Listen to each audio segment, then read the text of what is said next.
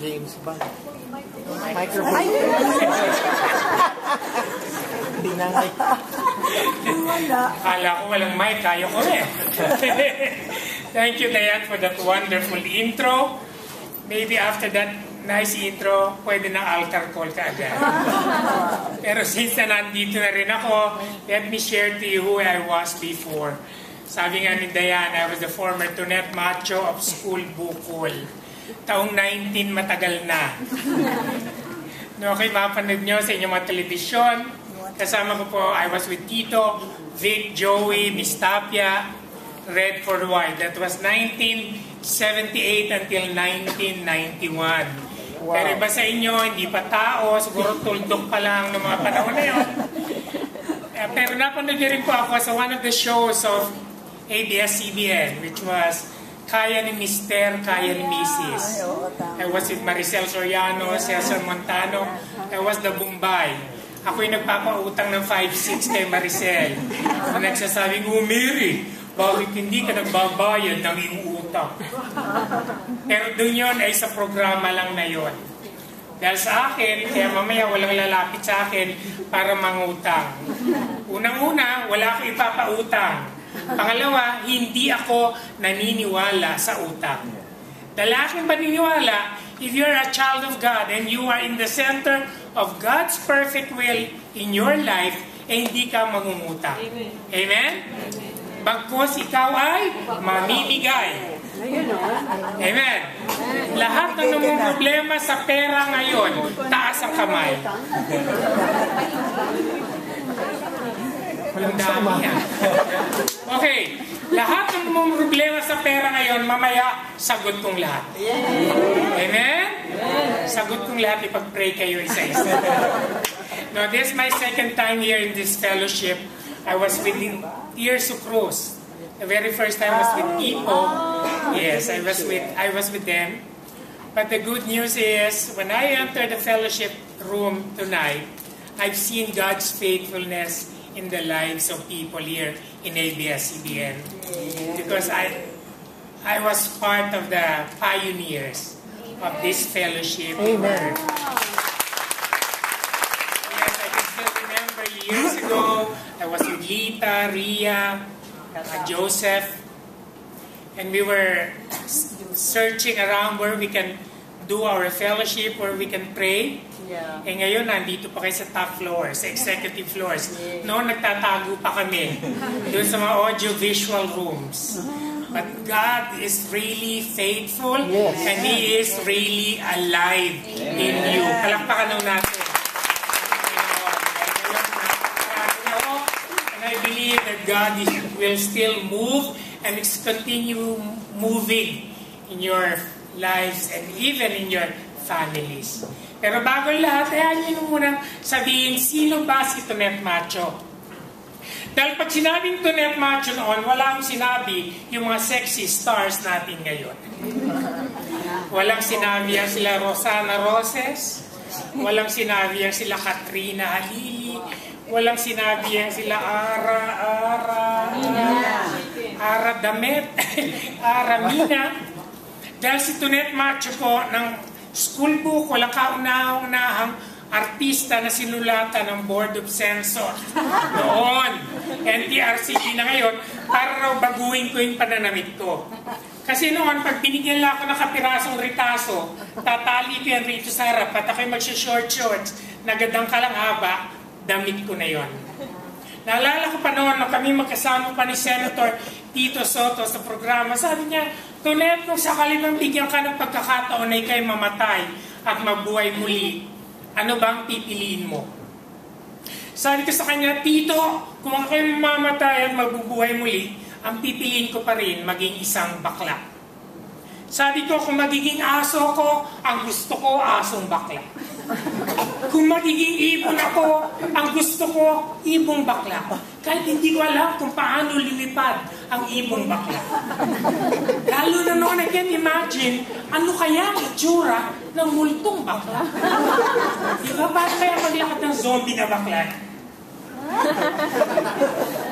Naalala ko pa noon, bago ako magtumpunta sa taping noon, doon sa Broadcast City, medyo tumadaan ako sa parlor. Na kaya ako dumagal sa parlor para magpaganda. Nagme-makeup, nagpapa-blower ng buhok. Nung nag-umpisa ang programang School Bukol, ang buhok ko 3 kilo ang kapal. Nung natapos ang programa, etong natira. 3 guhit na lang. Nagpapalakad-lakad ako, naka-makeup, naka-blower. Habang ako'y naglalakad sa parlor, napapansin ko ang lahat ay napapalingon. Lalakad uli ako, napapansin ko ang lahat ay napapalingon. Sabi ko sa sarili ko, siguro ang ganda-ganda ko dahil ang lahat ay napapalingon. Na nung minsan ako'y mapatingin sa salamin, napansin ko kaya pala ang lahat ay napapalingon, mukha pala akong impacta. Dahil sa kapal ng makeup na nakalagay sa mukha ko. Sino nagsabi? Ang dami nakakita eh. Yung iba nga may hawak-hawak pang yung wooden stake.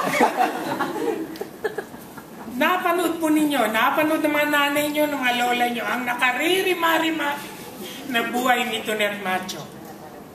Ngunit po sa inyong kaalaman, ako po'y nabilanggo ng 32 taon ang aking buhay. Sa isang kasalanang hindi ko ginusto.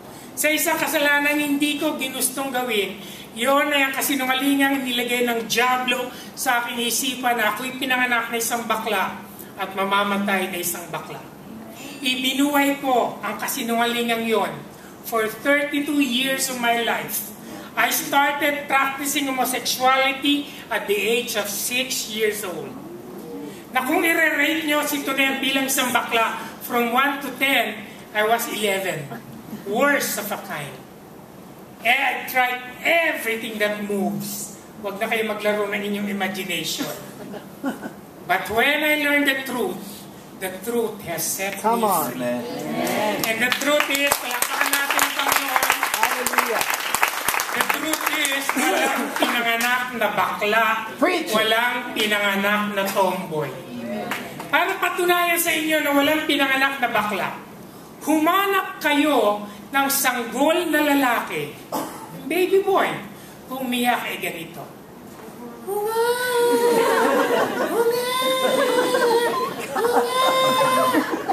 Wala kayong nakikita. Pagpapatunay, walang pinanganak na bakla. Pero alam niyo ba kung bakit maraming bakla, maraming tomboy ngayon? Dahil galit ang demonyo sa inyong mga pamilya. 3 lamang ang role ng dyablo sa buhay ng tao. To kill, to steal, and to destroy. Sino marunong mag-spelling dito? Taas ang kamay. 1, 2. Ba, marami-rami ha? Sa kabila wala. Hindi masyado. Hindi ako nagsabi nun ha? Talaga. Okay, let's all spell the word family. Sandali, may lakad kayo. Bakit nagmamadali? Nagmamadali? Ha? May taxi, nag-aabang? Di ba pag mga teacher, pag nagpa-spelling, may bilang ng 1, 2, 3. Okay, let's all spell the word family. 1, 2, 3. Family. Family. Galing talaga rito. Alam niyo ba, ibig sabihin ng acronym of the word family? It's Father and Mother, I love you. Alisin niyo po ang F. Alisin niyo ang M. That will never be a family. Alisin niyo po ang ama. Alisin niyo ang ina. Kailanman hindi na po yan magiging isang pamilya. Pero ngayon, di ba, narinig niyo po sa Amerika, inaprubahan na ang same-sex marriages para makabuo ng family. Subukan natin. 2 father. F-A-F-I-L-Y. Family. 2 mother. M-A-M-I-L-Y. Family. God has instituted the family. Come on. Yeah. Actually, si Brother Anthony, tahimik na ho ako. hindi na ako nagsasalita ng mga ganito. Dahil kontento na po ako, ng mga mini-minister po sa church, yung mga anak-anakan po sa different churches, I minister to them, I minister to my friends, to homosexuals. Ayoko na yung mga guest na ganito. Dahil alam ko, pag nag-guest ako, kadalasan yung mahal na araw. Ayan. O kaya Todos los Santos. Yung mga pag maraming kailangan mag-repent, ewan ko, bakit akong inuumang? Pero why do I have to speak out now? Because of those same-sex marriages that LGBT would like to portray, what would like to have. There's this special privileges. Dahil nakikita ko, it's a direct assault on the character of God. It's a direct assault on our families.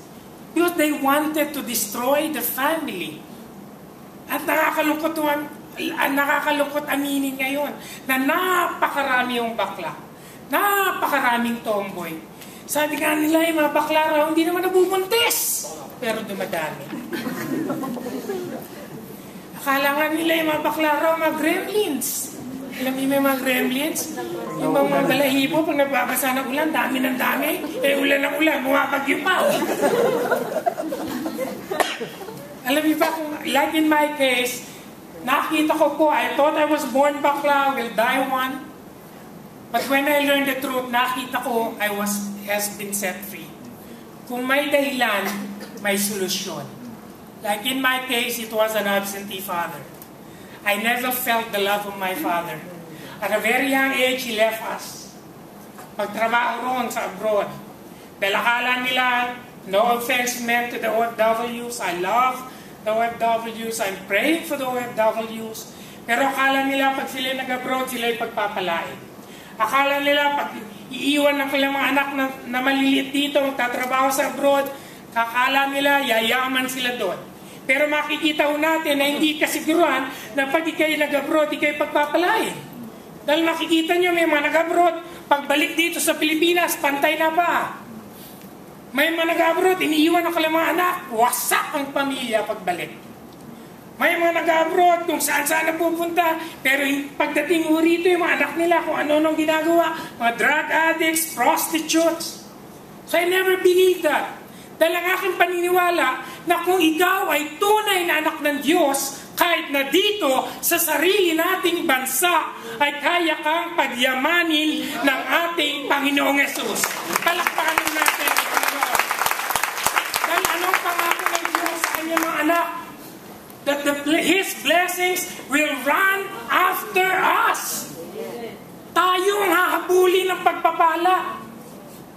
Pero nagtataka ko ngayon, bakit ang daming namumroblema sa pera ngayon?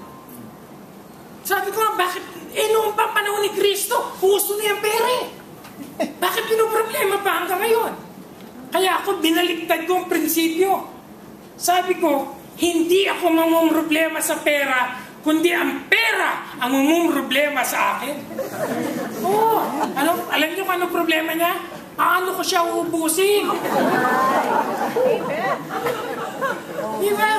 Kadalasan, mga lalaki, di wallet. Ang gaganda ng mga wallet. Ang pakapalan na puwet. Diba mo, wala naman laman. Diba, ICU na, nag-iingalo na yung wallet. Diba?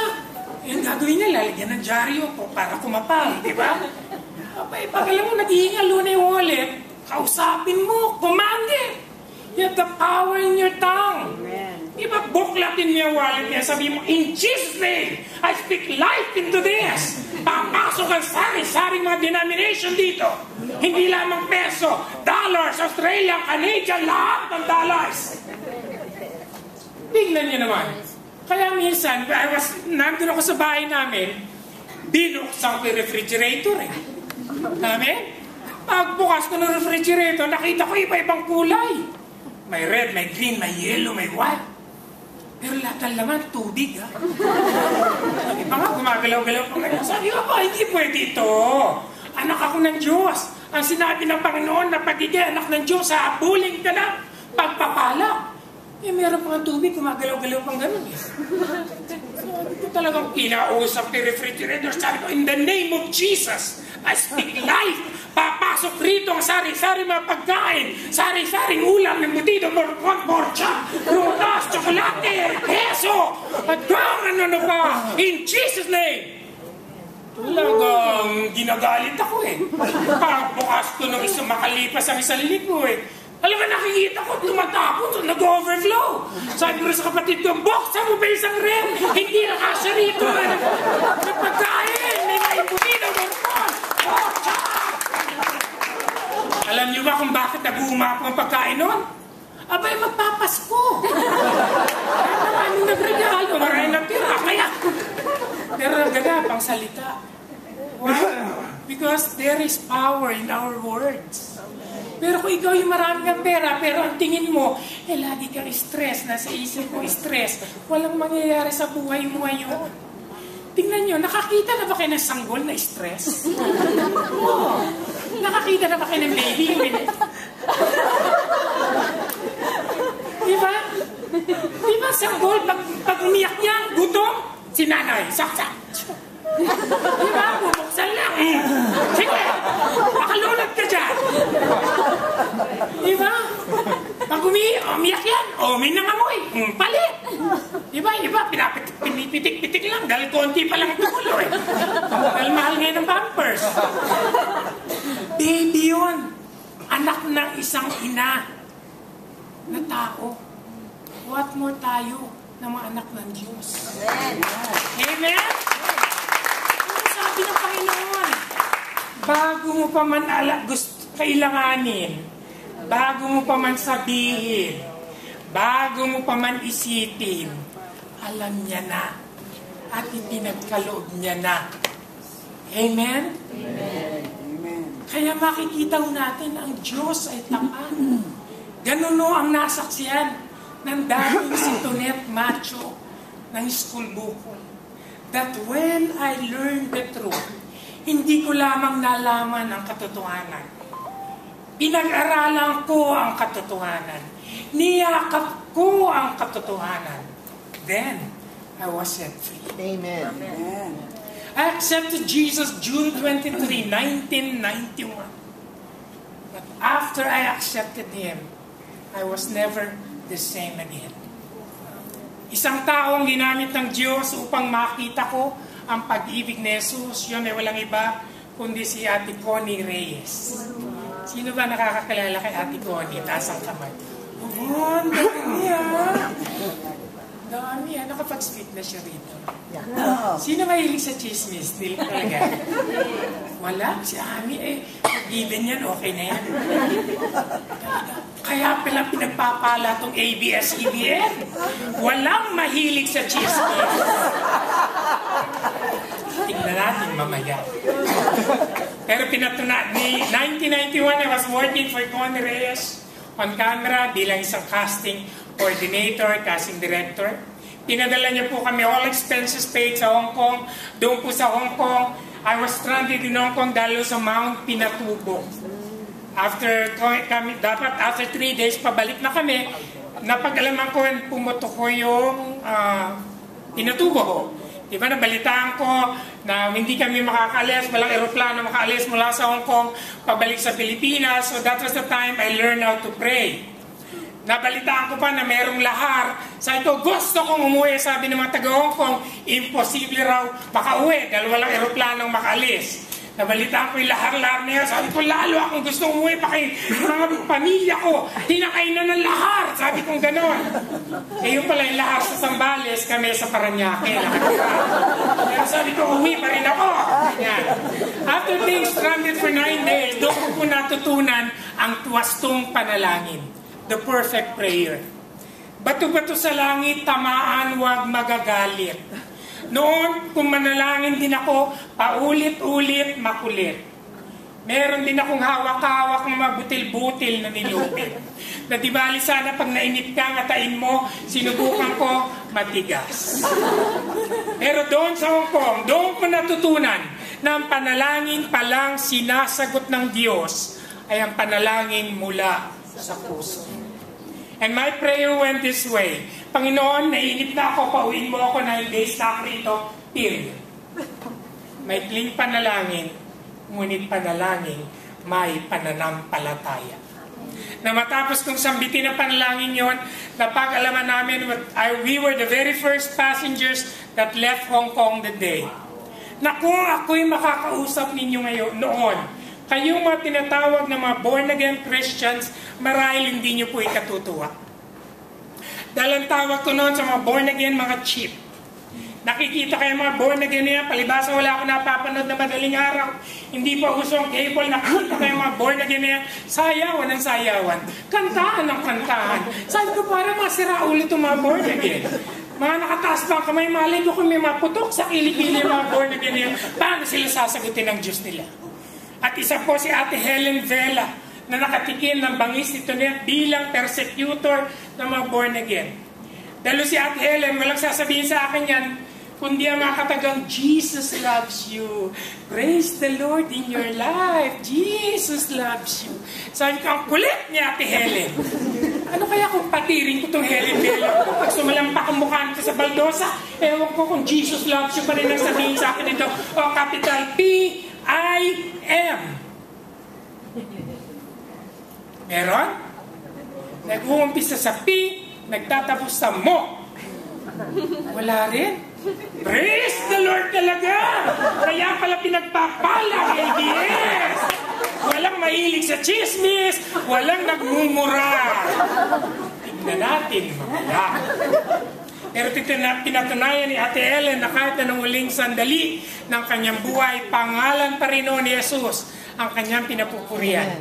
Nung ako'y umakyat sa aeroplano mula sa Hong Kong pabalik sa Pilipinas, wala akong sinabi kundi ang mga katagang, Jesus loves me. Praise the Lord in my life. Pagdating ko rito sa Pilipinas, after being stranded in Hong Kong, tinawagan ko si Connie, Ate Connie. Sabi ko, Ate Connie, I think I am ready. Gusto ko na umattend ng mga fellowship bukas. I arrived Saturday, Sunday, kinabukasan. Pero sabi ko, Ate Connie, ang gusto kong fellowship, yung fellowship ng mga baduy, yung fellowship ng mga cheap, yung fellowship ng mga taong nagtataas ng kamay at nagsasabi ng praise the Lord na nanggagaling sa kanilang mga puso. And Ate Connie invited me over at Victory Christian Fellowship sa Makati. Sabi niya, bukas 10 o'clock nandoon ka na. Kinabukasan, 9:30 pa lang nandoon na. Pagpasok ko ng worship center namin, nilagyan ako kagad ng dog tag ng mga ushers. Nakabalandre pangalan ko, Tonet. At ako inupo sa harapan. Doon pala pag first timer ka, meron na ba tayong first timers dito? Yung pinangakuha ka, pakakainin ka libre, pinagpupunta ka, babayaran. Meron ba? Kanina may nakita ako. Liars go to hell. Okay, so hindi pa nag-umpisa, wala pa sila. At ito na, I came in early, lumabas muna ako sa lobby. Tinignan ko sa lobby kung may nakalagay na no smoking sign. Parang dito walang nakalagay, so ang ibig sabihin, pwedeng manigarilyo. May baon? Meron? Okay, kaya ginawa ko, nagsinde ko na sigarilyo ko. Eh napakasarap manigarilyo. Lalo na yung ganun kaaga, 9:30 in the morning. May mamanis-manis pa, laway ko nun eh. Kaya ginawa ko, nagsinde ko na sigarilyo. Pero napapansin ko, habang ako'y naninigarilyo, bakit parang ako lang ang umuuso? Kaya ginawa ko, napahiya ako, pinatay ko yung sigarilyo ko. Before, ang galing ko po manigarilyo noon. Noon, pag nagbuga ko ng usok, pwedeng hugis kabayo, kalabaw, tutang ko sa maraming kang. Before, I used to smoke 3 to 4 packs of cigarette a day. Wala pang masama pa lalamunan ko noon. But 2 weeks after I received the Lord, up to this point in time, I've never tried not even a single puff of cigarette. 24 years ago. Alam niyo po, hindi dahil sa aking kalakasan, hindi dahil sa kalakasan na ibinibigay ng Panginoon sa Kanyang mga anak. Palakpakan natin ang Panginoon. Ito na ngayon, nag-umpisa na yung praise and worship. Yung kanina, yung ginawa natin, palakpakan natin yung praise and worship team. Palakpakan natin. Very much anointed. Buti lang, hindi natatakbo ang orange. Pastor Jesse. Hindi naman, wala. Talagang kulay lang. Okay. Wala tayong politika rito, ha? Wala. Nga pala. Okay. So, nag-umpisa na po yung praise and worship. Kanina, na pagmamasdan ko, palapa, ang galing ng praise and worship team, yung leader, ang galing, napapanood ko, lumilingon ako. Talaga iba, talagang tuwan-tuwa, taimtim ang awitin nila. Ang galing, sabi ko, so God. Talaga, pero iba, napapansin ko, praise and worship, ang ganda ng kanta, ang saya, pero eto sabi. Sabi ko, bakit may patay ba? May patay na kasi mangot. Pero sabi ko, no first time ako, nakatingin lang ako sa pinagmamasdan ko yung mga nakapaligid.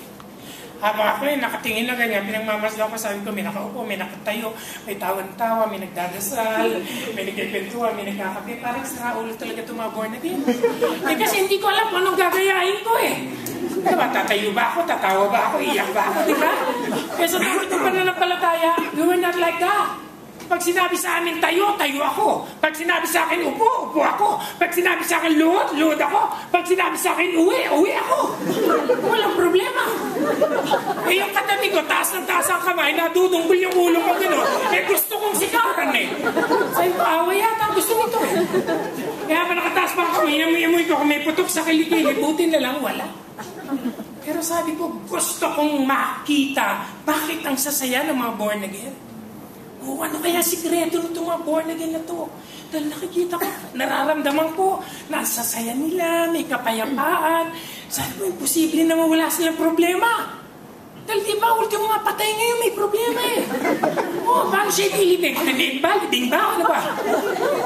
Sabi ko, gusto kong makuha yung kasiyahan ng mga born again. Eh, nakita kong daming nakataas ang kamay.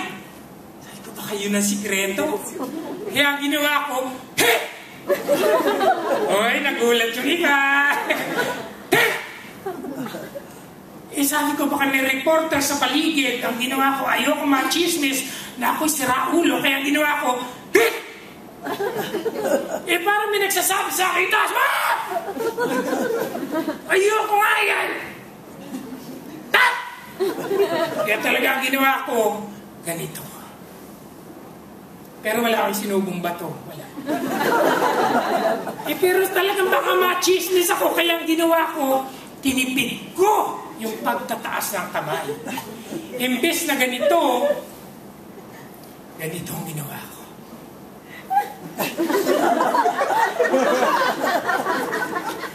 Hindi walang nakakita sa akin. Hindi ako na-chismis.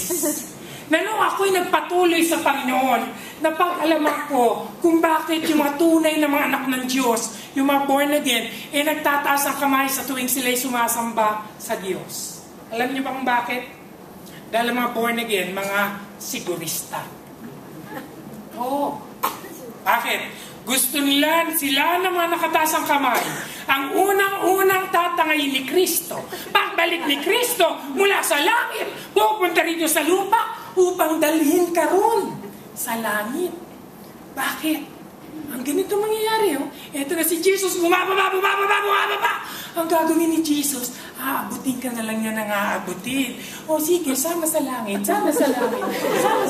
Eh, mataas yung kamay mo. O sige, mauna na ako. Di ba? Eh, sabi ko, kung ganun ang laban, bilis yung pumikap, ha? Hindi ganito sa kabila. Hindi na napikap. Hindi na napikap talaga.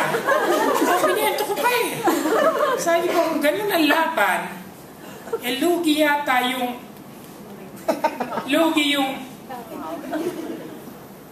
yung mga naglalakad ng paluhod. Dahil bago makatayo yung mga naglalakad ng panood, wala na. Nakabalik na si Jesus sa langit. Sarado na ulit langit. Sabi ko, dito na ako sa pataas-taas ang kamay. Sigurado pa ako makakarating sa langit. Alakpan natin ang Panginoon. Eto na ngayon, may daldal ng daldal sa harap. Daldal ng daldal. Kaya pa? Okay na kayo? Ha? After 8:30.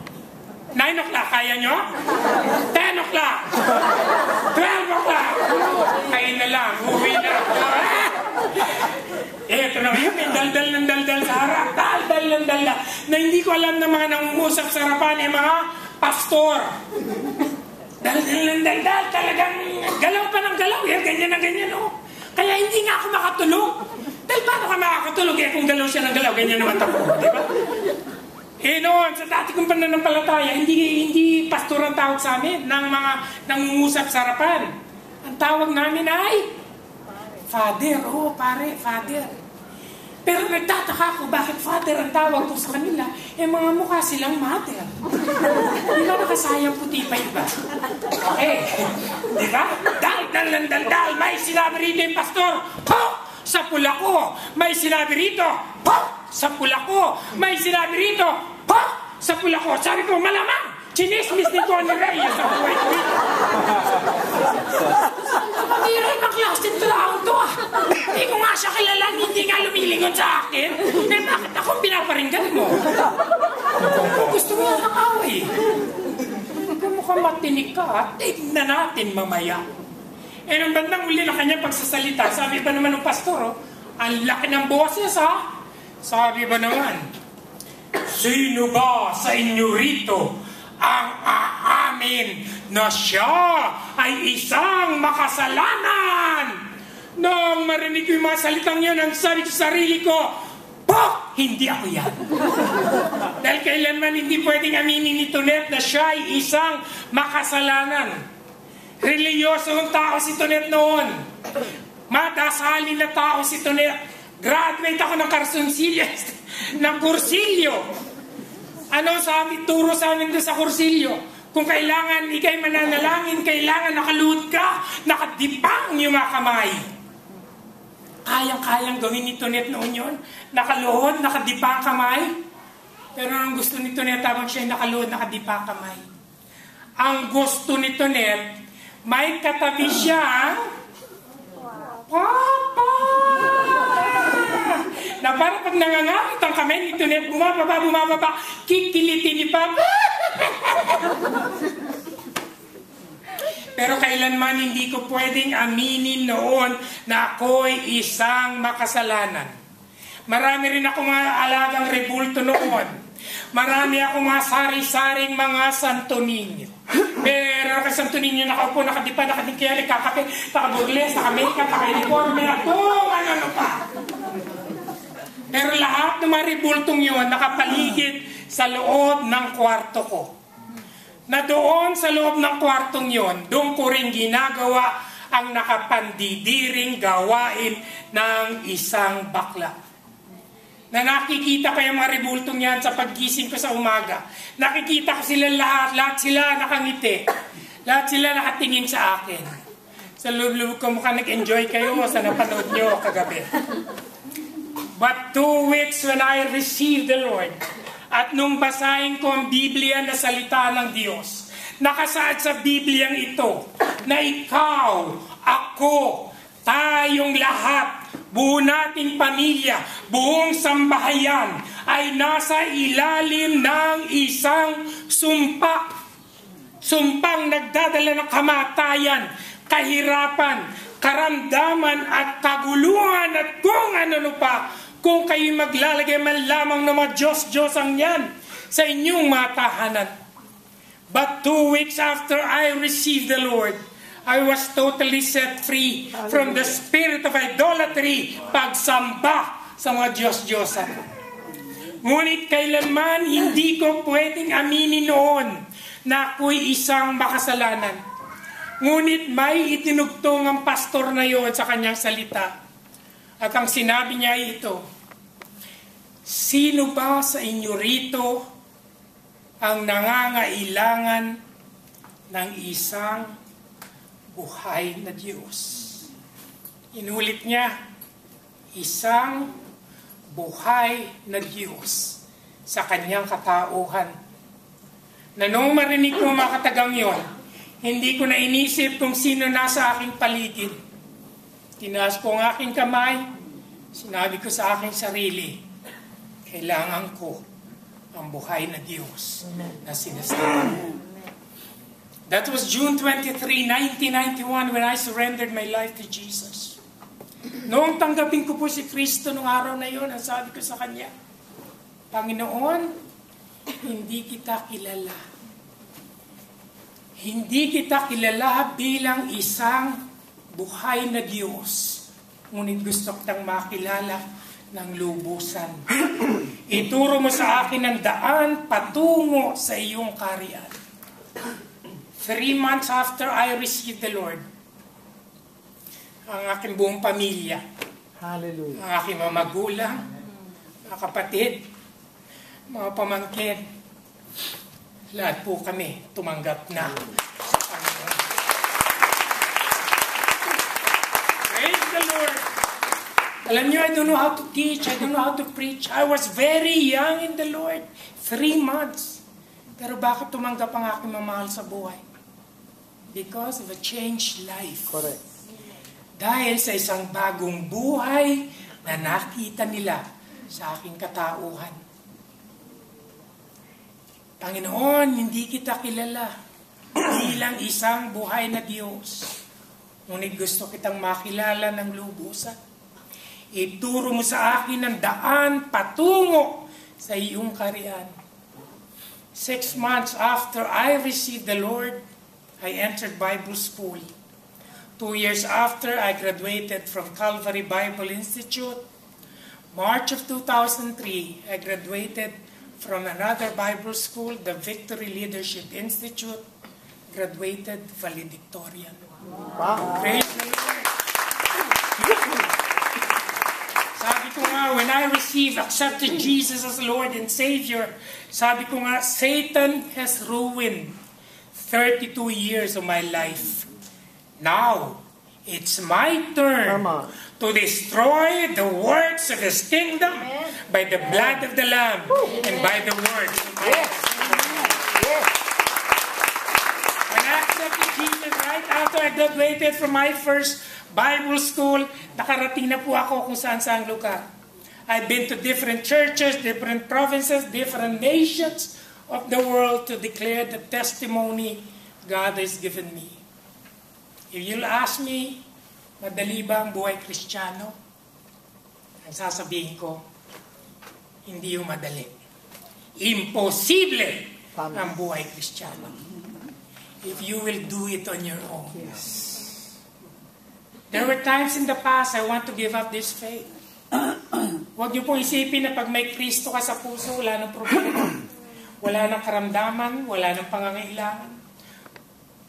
Pero nung there was a time when I want to give up my faith, isang verse sa Bible, isang pangako ng Diyos ang kanyang ipinagkaloob sa akin. Na hanggang sa oras na ito, hawak-hawak kong pangakong yon sa aking puso. Na anak, kailanman hindi kita iwanan. Kailanman hindi kita tatalikuran. Hallelujah. I'm not perfect. I still have struggles. But the good news is, I have overcome by the grace of God. Lord, kung hihingi ng aking biodata, ang ilalagay ko, pangalan, Tonet Macho. Birthday, March 8, 1958. Achievement, kung matatawag, isang makasalanan. Ngayon, kung hihingi ng biodata kong yan ng ating Panginoong Yesus, anumang oras, saan mang lugar, ang ilalagay ko po, pangalan, Brother Anthony Asuncion Roquel. Birthday, June 23, 1991. Achievement, a living saint. Isang verse sa Bible ang paulit-ulit ko pong sinasabi sa tuwing ako'y nagbibigay ng patutuong tulad nito. Yun ay walang iba kundi ang 2 Corinthians 5:17. Therefore, if anyone is in Christ, he is a new creation. The old is gone, the new has come. Mga kapatid, mga kaibigan, mga magulang, ang tao pong nasa harapan ninyo ngayon ay hindi na po si Tonet Macho na isang mataray na bakla. Ako'y walang iba kundi si kapatid Anthony Asuncion Roquel, isang tunay na anak ng Diyos Hallelujah. at isang magiting na kawal ni Kristo. Thank you po lahat. Maraming papuri at salamat ay binabayo ko sa ating Panginoon. This is my first time here to speak. I hope it won't be the last. But I'd like to take this opportunity to pray for each and every one of you in this place. So all bow our heads and close our eyes. Thank you, Jesus. Panginoon, maraming salamat o Diyos sa iyong katapatan sa lugar na ito ng ABS-CBN, O Lord. Panginoon, years ago, Panginoon, we started it. We travailed in prayer, Panginoon. Panginoon, iba sa amin, umiyak. Kami nakadipa, nakaluhod, O God, asking, O God, for your forgiveness, O God, for the sins of the world, for the sins of men, for the sins of our business, which is show business, O Lord. Panginoon, truly, you are faithful. Amen. You are faithful. You are God that forgave our sins. Panginoon, you've been faithful to this congregation, to this group, O Lord, that you have seen this group now. Panginoon, kaya sila lumaki na, O Diyos. And we believe that you are here. You said in your word, 2 or 3 is gathered in your name, or in our midst, O Lord. Panginoon, we pray, O God, that you reveal yourselves to us more and more daily, O God. Lord, that people will see Jesus in us, O Lord, in the name of Jesus. Lord, you know our hearts. Panginoon, alam mo po ang aming mga buhay. Panginoon, alam mo ang aming kabigatan, Lord. Wala kaming maililiw sa iyo. Wala kaming maitatago sa iyo. That pastor gave me an invitation. Na nung tugunan ko ang imbitasyon yun, I was never the same again 24 years ago. And I'd like to give that invitation to you tonight. A very simple prayer. Very simple. A prayer of faith, a prayer of salvation, but still a prayer of freedom. Na nung tugunan ko ang paglain yun, I was set free. I was set free from the bondage of homosexuality. Na nakita ko noon nung tanggapin ko si Kristo bilang Panginoon at sariling tagapagligtas, na kung ano ang imposible sa tao ay posible sa Diyos. So whatever there is in your life now, I will lead you into a simple prayer. Kumari lamang, all heads bowed, eyes closed. If you feel that it's your time to accept Jesus as Lord and Savior, and if you want to be assured of your salvation, ang tanong, if Jesus will be coming back tomorrow or 100 years from now, will I be with Him in heaven? Wala ko kami itinataas na reliyon dito. You can keep your religion. What we want here to share to you is a living relationship with Jesus, who is the King of Kings and the Lord of Lords. While all heads bowed, eyes closed, sabay-sabay po natin sabihin, and if there's a tugging in your heart, I will lead you into a simple prayer. Sabay-sabay natin sabihin, Panginoong Jesus, Panginoon Jesus, ako po isang makasalanan. ako po isang makasalanan. Patawarin mo po ako Patawarin mo sa lahat ng mga kasalanan na aking ginawa. sa lahat ng kasalanan, Sinabi sinabi o inisip. o inisip. Hugasan mo ako Gagasan mo ako ng iyong banal na dugo. ng iyong banal na dugo. Na sa oras na ito, Sa oras na ito, binubuksan ko binuksan ang pintuan ang pintuan ng aking puso. ng aking puso. Pumasok ka, Pumasok ka, manahan ka manahan ka sa puso kong ito. sa puso ko nito. Na sa oras na ito, Sa oras na ito, tinatanggap kita, tinatanggap kita, Hesus Kristo, Kristo, bilang aking Panginoon bilang ang aking Panginoon, at sariling tagapagligtas. sariling tagapagligtas. Jesus Christ is now my Lord and my personal Savior. My personal Savior. Maraming salamat sa pagpapatawad mo sa lahat ng aking mga kasalanan. Maraming salamat sa buhay na walang hanggan na ipinagkaloob mo sa akin. Hinihiling ko ito sa pangalan ni Jesus. Amen. Ako naman o mananalangin sa bawat isa. Pero bago ako manalangin, before I pray for you, I will lead you, I will ask you to move a step of faith. Kung ikaw yung taong yun, sumunod sa panalangin yun, kumari lamang, itayas mo ang iyong kamay, dali-dali mo itong ibaba before I pray for you. All those who follow that prayer, meron ba na magsasabing, Panginoon, here I am, I accepted you as Lord and Savior. Before I pray for you, thank you. Who else? God bless you, sister. God bless you, brother. Who else? Thank you. Thank you, sister. Who else? God bless you. Thank you, sister. Who else? God bless you, sister. God bless you. God bless you, sister. Who else? God bless you, brother. Who else?